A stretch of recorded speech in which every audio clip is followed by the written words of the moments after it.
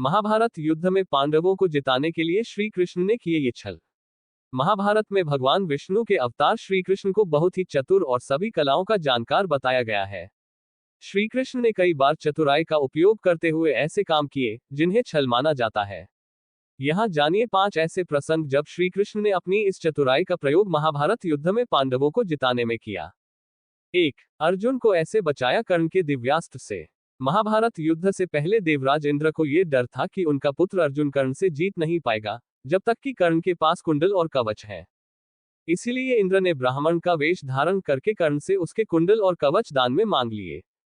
कर्ण के इस दानी स्वभाव से इंद्र प्रसन्न हुए और उन्होंने उसे एक दिव्यास्त्र दिया था। इंद्र ने कर्ण से कहा था कि यह दिव्यास्त्र सिर्फ एक बार चल सकता है और जिस पर भी इसका उपयोग किया जाएगा वह इंसान हो या देवता बच नहीं सकेगा। कर्ण ने यह दिव्यास्त्र अर्जुन के लिए संभाल कर रख लिया था। कर्ण चाहता था कि इस दिव्यास्त्र से ही अर्जुन को युद्ध में पराजित करेगा। श्री कृष्ण ये बात जानते थे कि कर्ण के पास जब तक ये दिव्यास्त्र है पांडव कौरवों को हरा नहीं सकते हैं और इस दिव्यास्त्र के रहते अर्जुन भी कर्ण का सामना नहीं कर पाएगा। इसीलिए श्री कृष्ण महाभारत युद्ध में भीम के विशालकाय पुत्र घटोत्कच को ले आए। घटोत्कच के युद्ध में आते ही कौरव सेना में हाहाकार मच गया। कोई भी योद्धा घटोत्कच का सामना नहीं कर पा रहा था। तब दुर्योधन के कहने पर कर्ण ने इंद्र के दिव्यास्त्र का उपयोग किया और घटोत्कच को मार दिया।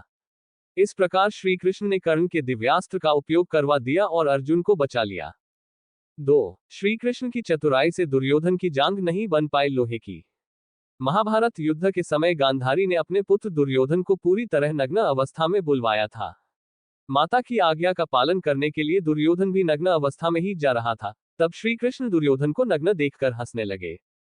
श्री कृष्ण ने दुर्योधन से कहा कि इस अवस्था में माता के सामने जाओगे तो तुम्हें शर्म नहीं आएगी। ये बात सुनकर दुर्योधन ने अपने पेट के नीचे जांघ वाले हिस्से पर केले का पत्ता लपेट लिया और इसी अवस्था में गांधारी के सामने पहुंच गया। गांधारी ने अपनी आंखों पर बंदी पट्टी खोलकर दुर्योधन के शरीर पर दिव्य दृष्टि डाली। इस दिव्य दृष्टि के प्रभाव से दुर्योधन की जांघ के अलावा पूरा शरीर लोहे के समान हो गया। जांघ लोहे की तरह इसलिए नहीं हुई क्योंकि दुर्योधन ने जांघ पर केले का पत्ता लपेट लिया था। श्री कृष्ण जानते थे कि यदि गांधारी ने नग्न दुर्योधन पर दिव्य दृष्टि डाल दी तो उसका पूरा शरीर लोहे के समान हो जाएगा। इसके बाद कोई भी दुर्योधन को पराजित नहीं कर पाएगा। श्री कृष्ण ने चतुराई से दुर्योधन की जांघ को केले के पत्ते से ढकवा दिया था। इसी कारण दुर्योधन की जांघ लोहे के समान नहीं हो पाए और शेष पूरा शरीर लोहे का हो गया था। 3. दुर्योधन की जांघ पर प्रहार करने के लिए श्री कृष्ण ने उकसाया भीम को। युद्ध में भीम और दुर्योधन का आमना सामना हुआ। तब भीम दुर्योधन को किसी भी प्रकार पराजित नहीं कर पा रहा था क्योंकि दुर्योधन का शरीर लोहे की तरह बन चुका था और भीम की गदा के प्रहारों का कोई असर उस पर नहीं हो रहा था। यह देखकर श्री कृष्ण ने दुर्योधन की जांघ पर प्रहार करने के लिए भीम को इशारों में उकसाया। इसके बाद भीम ने दुर्योधन की जांघ पर प्रहार किया जिससे दुर्योधन घायल हो गया। सिर्फ दुर्योधन की जांघ ही लोहे की तरह नहीं बन पाई थी। गदा युद्ध का एक नियम यह भी था कि योद्धा एक दूसरे पर सिर्फ कमर के ऊपर ही प्रहार कर सकते थे, लेकिन श्री कृष्ण के उकसाने पर भीम ने दुर्योधन की कमर के नीचे जांघ पर गदा से प्रहार किया था, जिससे बलराम श्री कृष्ण पर क्रोधित भी हुए थे। 4. जयद्रथ को इस चतुराई से लेकर आए अर्जुन के सामने।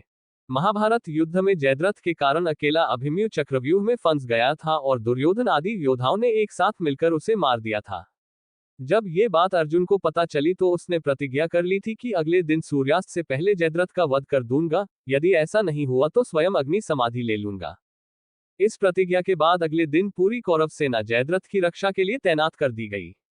सभी जानते थे कि किसी भी प्रकार जयद्रथ को सूर्यास्त तक बचा लिया तो अर्जुन खुद ही अपने प्राणों का अंत कर लेगा। अर्जुन के बिना कौरव आसानी से पांडवों को हरा सकते थे। जब काफी समय तक अर्जुन जयद्रथ तक नहीं पहुंच पाया तो श्री कृष्ण ने अपनी माया से सूर्य को कुछ देर के लिए छिपा लिया, जिससे ऐसा लगने लगा कि सूर्यास्त हो गया। सूर्यास्त समझकर जयद्रथ खुद ही अर्जुन के सामने आ गया और हंसने लगा। ठीक उसी समय सूर्य पुनः निकल आया और अर्जुन ने जयद्रथ का वध कर दिया। 5. श्री कृष्ण की चतुराई से अर्जुन ने ऐसे हराया भीष्म को।